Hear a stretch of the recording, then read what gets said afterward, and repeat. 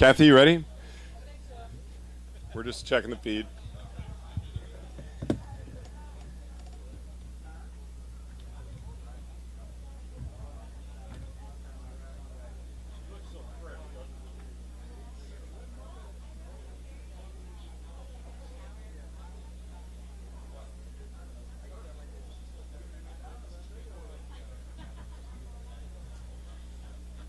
Rick, everybody looks better than you do.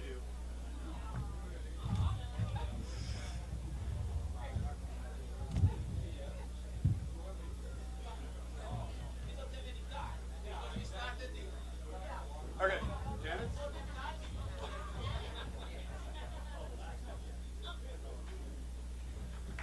Well, ever since Marco posted that you and I were going to dance at the same time, you made it. So, over to the chair. Let's go ahead and walk. I don't know how to Oh my God, well, you're doing a great job. And into your chair. Whoa. Yeah. Congratulations. Thank you, George. So we've all been expecting big things out of you since actually you first broke on the scene a couple of years ago, and have been waiting for you to do a solo RAM. What happened though? What put you in the hospital? Well, I was doing fine until about Pagosa Springs in Colorado, and I just started wheezing. I just couldn't take a deep breath, and my lungs were very congested, and I was coughing, and I'd had that very slightly in the Furnace Creek 508 a few years ago. And so I had an albuterol inhaler with me, and I used it, and it made no difference at all. And I went ahead and went over Wolf Creek Pass, but I couldn't breathe at all. I just couldn't put any power on the pedals. I couldn't take a deep breath. So when I got down to South Fork, I knew I was in trouble. I couldn't breathe at all. I couldn't go up the smallest hill. So that's when we decided to go to the hospital. And is it exercise-induced asthma, or? I think so. I think RAAM is just a whole different level of exercise. So I had never gotten to that level of exercise-induced asthma before. Yeah. So RAM-induced asthma. That's right. The special diagnosis. Yeah. How long were you down?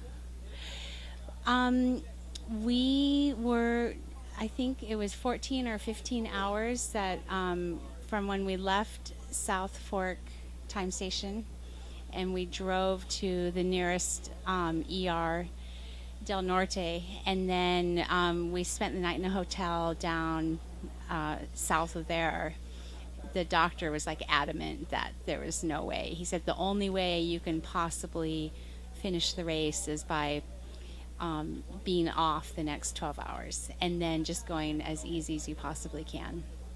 So sounds like a good yeah. formula for a race. Yeah, so so 14, 15 hours later, we were back. We were back at South Fork, and I got on the bike and started pedaling again. But I felt horrible for 2 days. I felt You did? yeah, oh yeah. It was terrible. I could barely pedal. I could barely put any effort into it. I was still coughing and wheezing and using nebulizer treatments, and I figured I'd get better when I got down to the plains. So we dropped down into Trinidad and then spent the night somewhere between there and Kim. And I woke up after a sleep break, and I was just as bad. And so then I was that was the lowest point of the race, where I thought, I can't, I'll be lucky to even finish the race. Because my breathing was still so horrible. My husband said I sounded like a 90-year-old smoker. Not a bike racer, but so then for a couple days, I just rode just to finish. I was I'm just going to try to finish the race, no matter what. That was my original goal. And then finally I started feeling better in eastern Kansas, when it started getting some humidity in the air, and it was like a light switch went off. I'm oh, I can pedal now. I can put power on the pedals, and then it just got better over of the next few days. I actually started wheezing a little bit again in the Appalachians, which was really a bummer, but not nearly to the extent of the Rockies. Yeah. Now, aside from that, how was the ride? The ride was really hard, of course. The crosswinds in Kansas were very challenging. I love riding out west. I personally find it really challenging, and the further east you go with the traffic and all the stoplights and the cars and congestion, like mentally, is challenging. But the ride was harder on the crew because there's a lot more navigation. right. The crew was awesome, though. Yeah. So, you live in Alaska. You had a especially cold winter this year, didn't you? I don't remember. Did we have a cold winter? Not stalking you on No. Facebook, but I mean, there were a lot of posts. Oops, lots of snow again, training inside still or whatever. Oh, well, yeah. I train inside until there isn't any snow or ice on the road, which is like April.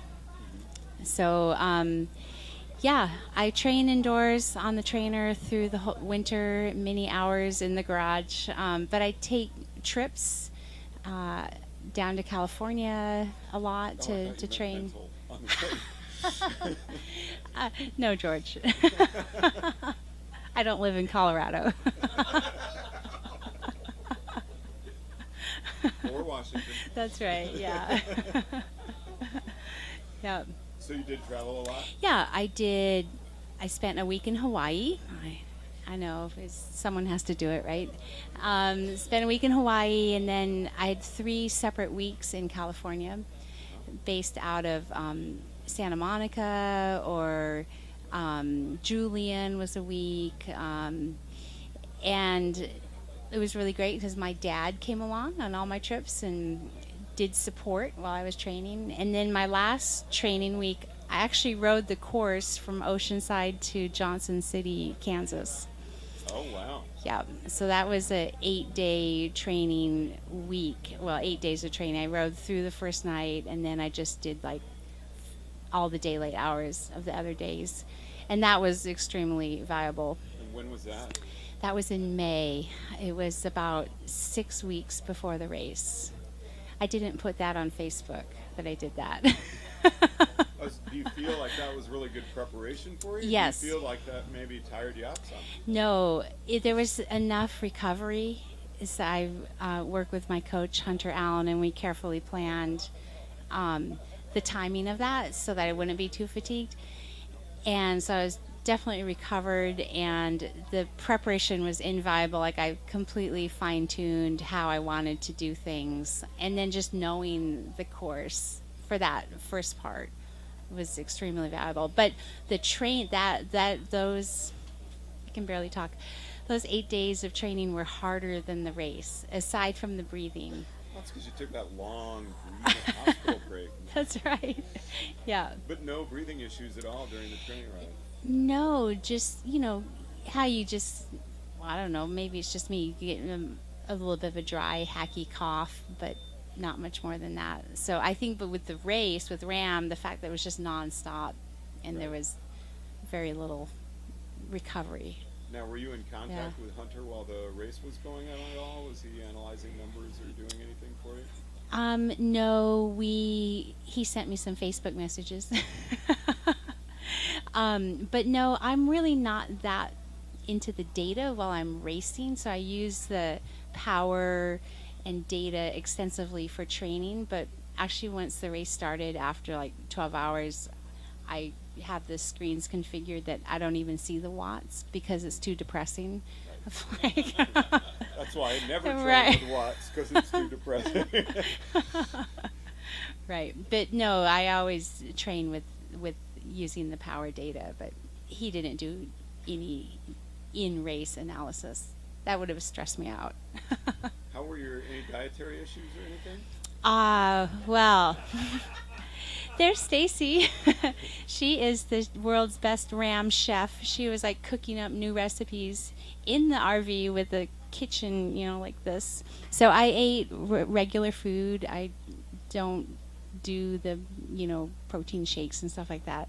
And so I brought the Alan Lim cookbooks. Excellent. I know. So Stacy's like, "Oh, I'll try this one. I'll try that one," and it was fantastic.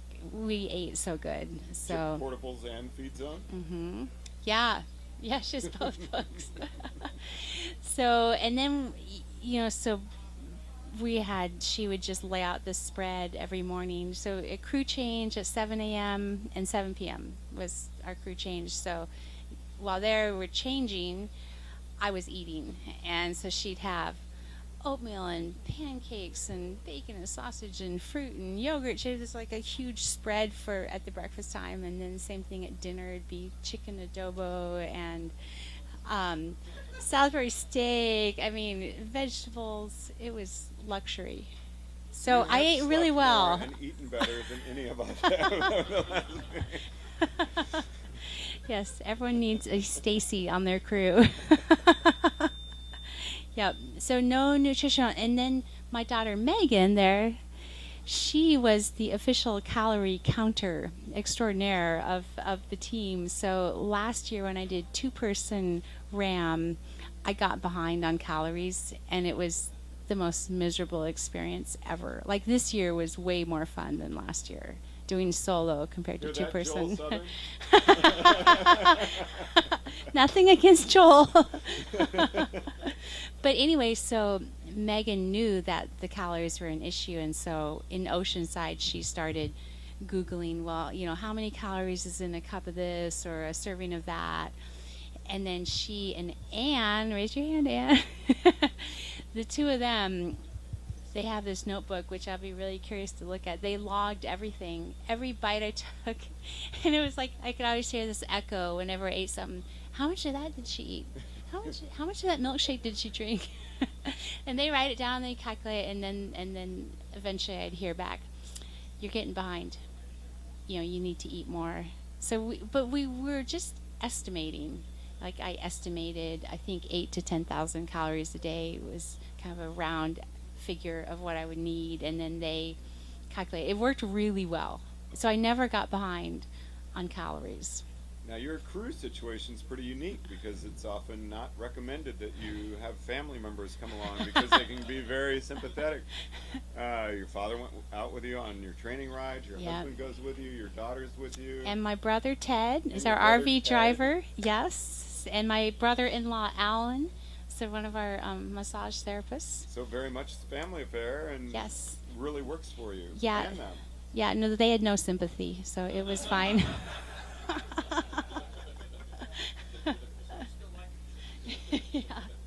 Yeah. No, it was fine, and Jim and Megan were on the crew last year too, so they knew. So yeah, that hasn't been an issue. I really wouldn't want to do it without them there. Yeah. That's good to hear. Yeah. Well, I'm glad you had fun. I'm glad you had a great race. I'm happy to see you as our women's champion for 2014. All right. Thank you, George. Thank you. And Rick Bothling is here with your finisher's medal. When you stand up, I am going to move the chair, so don't try to sit down again.